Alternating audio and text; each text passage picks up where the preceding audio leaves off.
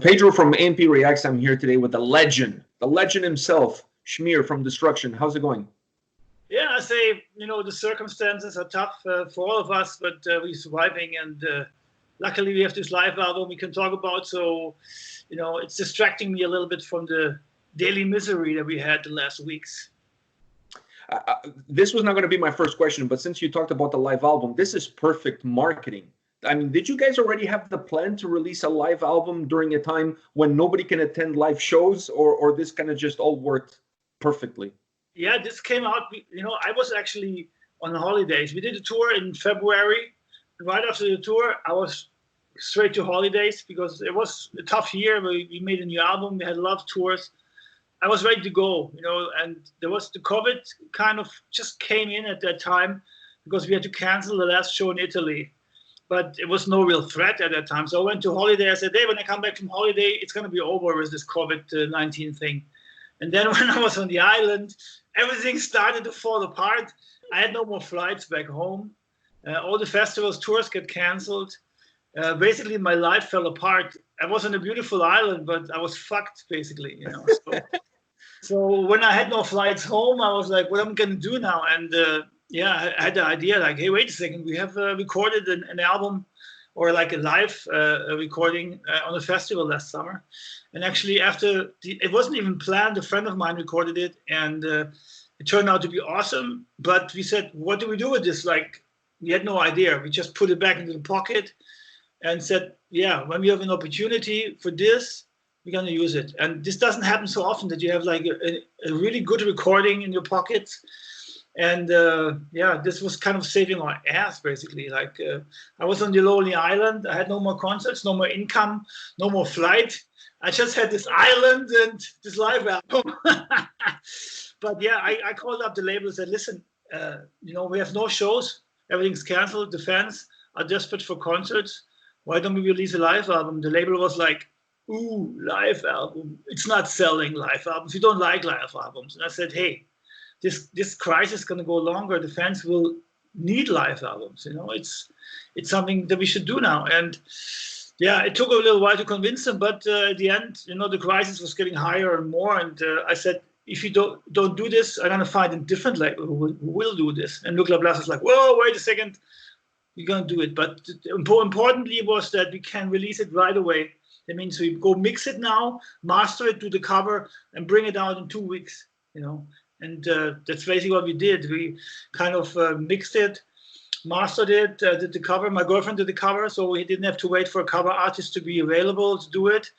And here we are, promoting it for 1 or 2 weeks and then kick it out there for the fans to have a little bit of Destruction live. And it keeps me busy. It's good for the band now. We have a little communication with the fans. We also did this fan campaign with a poster that all the names are on from the fans that contributed. And it helped me for the last 5 weeks to really not go insane because, I put up my mail and all I get is like cancellation, postponed tours, cancellation. I'm like, shoot me. Yeah. Because I have no more job, basically. And the live album gives us a little money now to survive and connect to the fans. We stay available, we stay connected, and hopefully in some months stuff will get a little bit more back to normal and we can play again. Yeah, and you guys are releasing it in 2 stages. You're doing the digital release first, and then afterwards you're going to do the actual release of the vinyl and CDs and so forth. Of course, the label doesn't like this because when everybody is streaming the album now, of course, not so many fans going to buy the album. But this album was not meant to be something that we want to sell on a physical basis that much. It's supposed to be here now when people want to hear a live record or want to go to live concerts. So that's why we did the limited edition for the digipack and the vinyls, because not so many people are going to buy the album physically at the end, I guess. But for those who want, we still have it. And major important is now that the album is out tomorrow and fans can listen. And it's going to be cool too. We also have some videos. Also, we recorded 3 songs actually by accident because we have a film team there that was filming doing a kind of a Destruction movie, kind of documentary movie, like a real movie. And that film team kind of filmed the beginning of the show. So I called up the producer and said, hey, we need some live material. Do you have something? And he's like, let me see. I maybe have something. And he cut out of the material. He had 3 songs. So we're going to have 3 awesome video clips that also are good to promote this this event, you know. And it's always much cooler when you see the picture, of course, you know. Yeah. A lot of fans were asking for a DVD, but we don't have the whole show. We didn't record the whole show. I can tell you from listening to the album, the quality is unbelievable. It almost doesn't even sound like it was a live recording. It sounds like you guys recorded a jam session in the studio. It has a little bit of that raw feel to it, but it doesn't have that dirt that you normally get when you get a live album. All the feedback and all the it's really well done. Yeah, it's a big professional festival, you know. And my friend who recorded it, Arnie, he has a studio that only does live recordings at festivals. So he's going from Wacken to Partisan Festival to another festival every weekend to record bands at the festivals, you know. And he has great equipment, and he knows how shit is done. Even though my bass actually was missing 1 line, so I had to improvise with the bass sound a little bit. But yeah, I mean, it was a good show. You know, when we heard it the first time, I was like, wow, I didn't remember us being this good that night. But the band was already on tour. You know, the new lineup established. We had 2 tours with Overkill. We had a headlining tour already. We were in our flow basically when this happened. You know, so the only risk was to play 2 new songs that were the first time we played them that weekend, because it was the release weekend of Born to Perish. Is recording a live album offer you as a band new challenges that you don't get when you're in the studio, because you're playing live and what's going, it's going, like there's no coming back and cutting and taping it around? Yeah, but you know, that's why many bands don't record a live album only on 1 show. It's why many bands record a live album on different shows and then they cut all those shows together to 1. That's why you have sometimes fade outs and fade ins and shit like this. This show doesn't have that. It's like just 1 flow. I'm sorry about the German announcements. You know, nobody understands shit, but it's kind of authentic, you know. I thought it was cool. I really liked it. I was like, oh man, I don't know what he's saying, but it sounds badass. Okay, yeah, cool. I mean, it has this cool flow. We had a live album like 11 years ago or so when people were complaining that, yeah, it sounds great, but the songs are not connected and there's fade in and fade out. And that happened because we used 3 shows, and we used always the best tracks from those 3 shows, because you want to have the best song, you know. But this album, it's not completely flawless. There's little mistakes here and there. I fuck up some lyrics, and you know, but it's not bad mistakes on it. And yeah, the band is good. The band is tight now. I'm very happy about the lineup.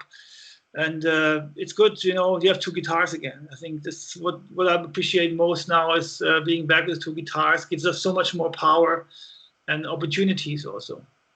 That's what's going to be my next question for you, because with Born to Perish, it's the first album with a new lineup. I really felt that having 2 guitar players present on that record allowed the sound to become bigger, more volume, not necessarily heavy, but bigger, just more volume, more presence, allows the band to go in and do a lot more things musically. You have a lot more freedom. How did the idea of bringing Demir in as the added second guitarist come into play? I mean, we had a very successful part of the history in the 80s with 2 guitars. And I also love the harmony solos and the harmony stuff, you know. So we've been talking about this for a while. Me and Mike, we were testing some guitar players. We had some guest players also, especially old Drake from Evile. He was on several Destruction albums in the last years, playing some leads and stuff. But he actually became father and kind of retired for a little bit. So he was out of the scene. But he was number 1 on the list for a while. But then it didn't work out, and we kind of forgot about it again. And on this album, it was basically the last chance. Like, now, we do it now, or we don't do it.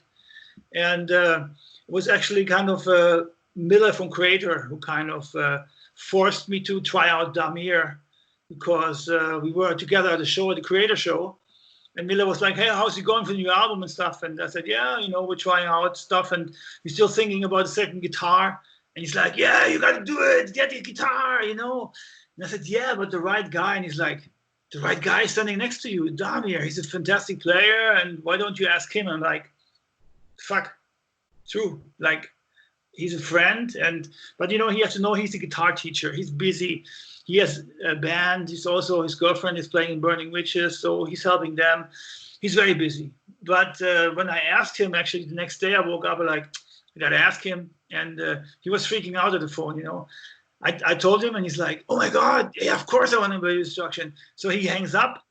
5 minutes later, the phone rings again, and he's calling me back like, hey, dude, I just wanted to ask you, are you really asking me to join instruction? I'm like, yeah. So it was kind of, you know, sometimes things are too close to see how easy it would be to realize. And I have to thank Mille for that inspiration, you know, to really, to ask Damir, because he's the professional guy. He's an amazing player, and he's of course a friend, you know. So it's not a new guy in the band that we don't know. The only guy that didn't like the idea at the beginning was Randy, our drummer. He was like, "Fuck, I like the 3-piece." Nah, fuck! I told all my friends to kick ass at the 3-piece, and all of a sudden we're 4-piece. Fuck that! Who's the new guy? I'm like, hey, wait. He's amazing. You will see. And then the guys met, they connected, and you know, for me it was important to get somebody in the band that I know. You know, no fake guy that turns out to be a backstabber or a freak or a rock star or whatever. Something you don't need. Somebody that takes your woman away or something. You know. I think you're fine. I mean, I've seen your strength, your muscles. I think you can fight them off. I think you'd be okay. But by the way, that was not very Canadian of him. For a Canadian guy, he should be more welcoming to new members of the band.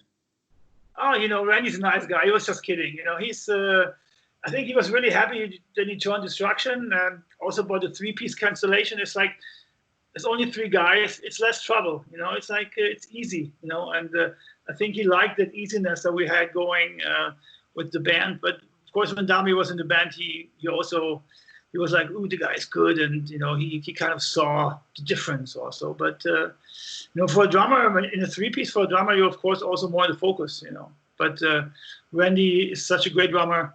He will always be in the focus because he also plays very physical, and he looks very sexy when he plays, you know. You mentioned creator. I have to ask you this because I grew up in Portugal. So being European, when people used to talk to me about the big 4 of thrash, I always thought about the big 4 from Germany, not necessarily the big 4 from North America. But now being in North America, when I hear people talk about the big 4, it seems like everybody always gravitates to the North American big 4. Why do you feel that sometimes perhaps the big German 4 of thrash don't get the same kind of recognition? The American bands are, of course, more famous. I mean, Megadeth, Metallica, Slayer, you know, big. And all the American bands had also like a kind of commercial success. You know, Metallica had singles that were on the radio and stuff. Megadeth had their Symphony of Destruction. I mean, you know, they've been going for. They've been also much more commercialized over the years. You know, if you look at the German bands, Sodom, Creator, Destruction, even Creator turned more melodic. It's still a fucking brutal band. You know, so I think we just never left that path also to go into more of the mainstream, which Metallica had, and they successfully did it, of course, you know, but it was never an option for us. You know, we were kind of thrasher kids, and changing the style of the band was never an option. And we even did in the 80s, when the band fell apart. We kind of changed a little bit too much, and the band fell apart. So when we came back in 99, it was never an option to try something new or go somewhere else. And also Creator had their lesson. They had their Endorama album, which was kind of a weird gothic touch album that also wasn't very successful. So I guess we all tried out our stuff, and we agreed that you know, thrash is all our genre. And the American bands, they have done a different path. You know, they've been going with bigger labels, more commercialized music over the years, to big success, of course. But that's why they are more famous than the European parts. But you know, we can't complain. The German band's doing well, and all still alive and doing good. So, you know, of course, money is not everything. We're still on the road. We're still having a lot of fan base, and stuff is running good for us. What in your opinion makes German thrash very unique? Because when you hear German thrash bands and you hear thrash bands from any other part of the world, there's a very unique, distinct sound approach, like this raw energy that comes from it. What in your opinion makes it unique? Yeah, it's more like working class music. It's like kind of more vicious, more rough, more evil than the American thrash. It was always like this. The American bands always been like the better players. But if you look also at the history, the American guys are a little older than us. We're kind of the younger brothers. I think if I look at Slayer, Metallica, also, Megan, they're all a couple of years older than we are. We were like 16, 17 on the first album. So I guess we're the young vicious brothers of the American guys, because we basically grew up in the same years. I mean, Destruction's first album came in 1984. It's just 1 year after Metallica's first album, right? And so I think we basically have the same backgrounds, punk rock and new wave of British heavy metal. And as you have now this live album coming out, that there's no festivals happening this year, there's nothing really going on. How much do you feel this virus is impacting the industry and bands like yourself as you start to look perhaps at the light at the end of the tunnel? Yeah, it's if I look that far, I don't see much light yet, but we had the first success in the last days in Germany. We're opening up again. Stuff has been very dark for a while. It didn't look very good. They canceled everything basically till September. But now stuff is lightening up, and it will depend on how it goes in next weeks, I guess. How much discipline will people have? How strong will the virus come back? And then we will see. I expect, we need a normal life back. And people are going to freak out otherwise. People want entertainment and people want music. And sooner or later, they have to find some concepts to do shows again. I mean, there's many possibilities if you look at it. You can do like two different pits. One pit for people that are going wild, that are younger, maybe, that are it's not such a high risk to get infected, maybe also. And then you take the older people or the people with risk more in the back of the show or into a seated situation at a concert. That's all possible. I mean, at the end, it's on your own risk. But I also think that now that the virus has spread so far, we're all going to get immune to it anyways, because Germany says officially 160,000 infected, but they say unofficial more than 2 million, So I think until autumn, this should be through and we should get in control back and the virus will go away. But we don't know. It's the first time a virus hits that hard since 1904 or so, right? So it was kind of scary, and it was very serious, and still very serious in America. I know, I especially in New York, right? So yeah, but it's still a big deal here. But also Missouri and Arkansas opened up again, right? They also just in the States it's a little bit different. They're a mess. It's I don't know. I'm not going to say they're on the brink of civil war, but it's with the elections just around the corner, that adds another tension to it. Here in Canada, I mean, we are lucky also that the government has given us enough tools for us to be able to stay at home and still pay our bills. So people are not as in a hurry to go out. Here in Germany, we as a band, we're a company, and we got the first help also from the government to keep the company alive, to pay our bills and shit. And the social system here in Europe at that point worked right away. We're not going to go through all the fucking 6-8 months, of course, with the money that we get from the government, but I'm also expecting to earn some money on other ways. We still have other incomes than just live shows, but there's a social thing going on here that America doesn't have, right? Nobody helps in America for companies and for businesses. That's a different thing here in Europe. And Canada is kind of more similar to Europe. And also, how many people live in Canada? 35 million, 36 million, something like that.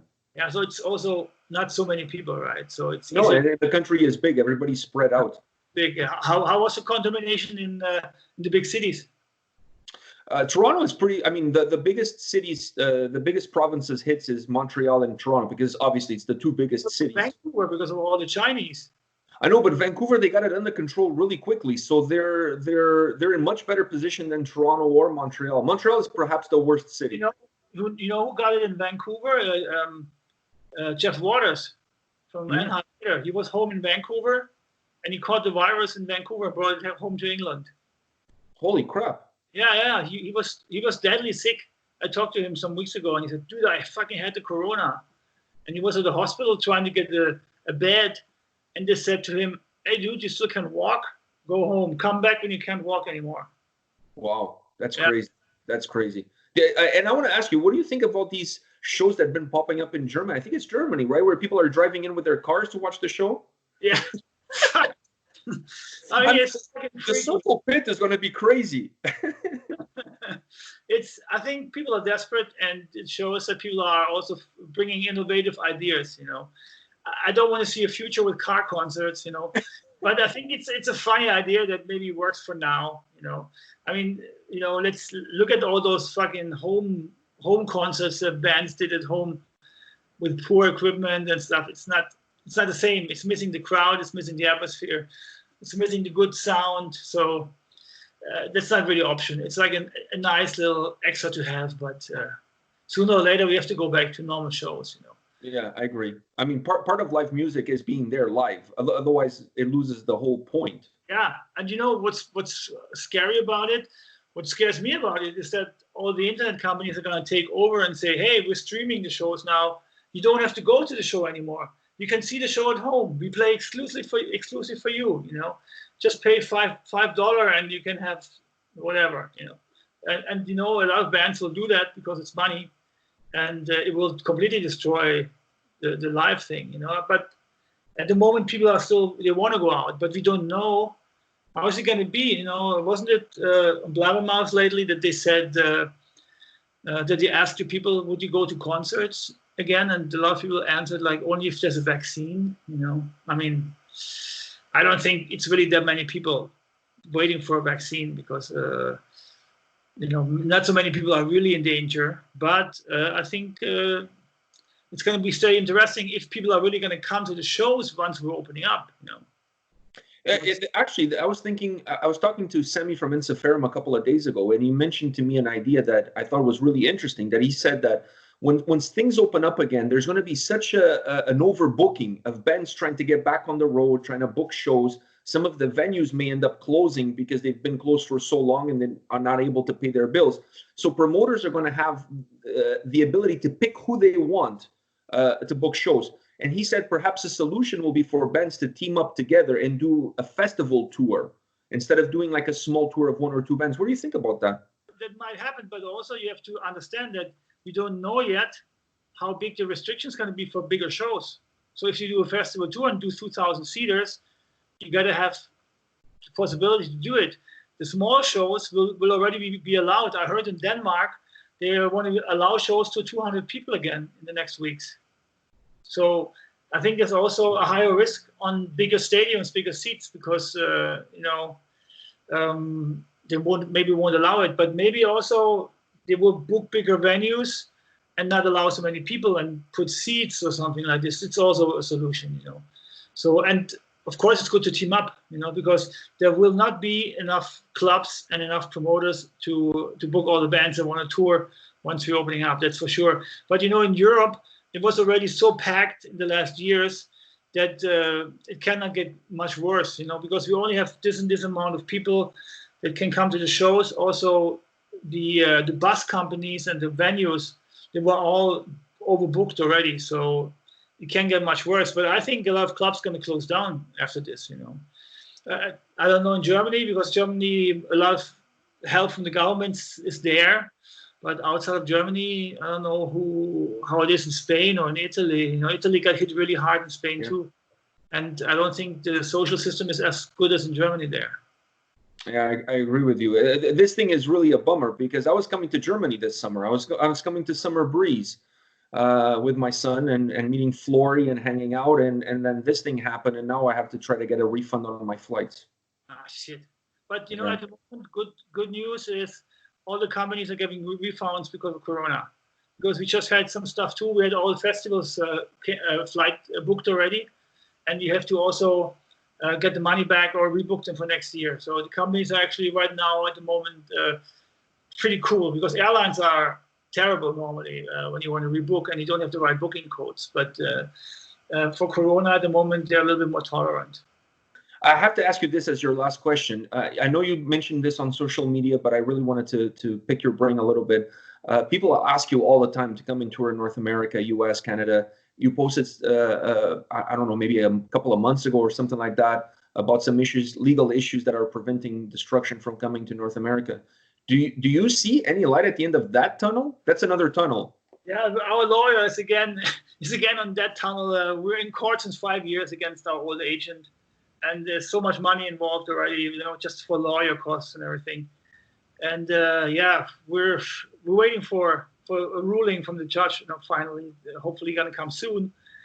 And we had a very interesting offer to come to the States in October, but we had to postpone the tour for February. It was a tour together with our friends from Canada, Voivod. Oh, wow. That hopefully is going to happen. I'm waiting for confirmation in the next days, hopefully. So Destruction Voivod tour would sound great in North America, I think. Oh, that would be an amazing Canadian homeboys and then the killer thrash kings from Germany. So this would be a perfect tour. Yeah, and the guys are also good old friends, you know. So will be an awesome tour, I think. Yeah, I would definitely be at that show, 100%. Cool. And I expect you in Toronto, right? Yeah. I'll bring you some maple syrup. Can give it to Randy. What are you doing with maple syrup? It's like kind of a loop, or yeah. I'll bring you something else. I'll bring you something with a little bit more percentage of alcohol in it. Okay, that sounds better. That sounds. Oh, Schmier, thank you very much for your time today. I really appreciate it. Best of luck with this live release. I've had a pleasure of listening to it already, and it's magnificent. Really great recording, and thanks for giving the fans something for us to listen to while we can go to a live show. Thank you. I'm glad we could do this, and check out the video tomorrow. When is the show coming? Next days? When are you going online? Yeah, in the next couple of days it'll be up. Okay, cool. Yeah, so the video is going to be on YouTube then for Chorus of God. So check out the show. It was Killer One. All right, we'll do that. Take care. Thank you. Bye-bye.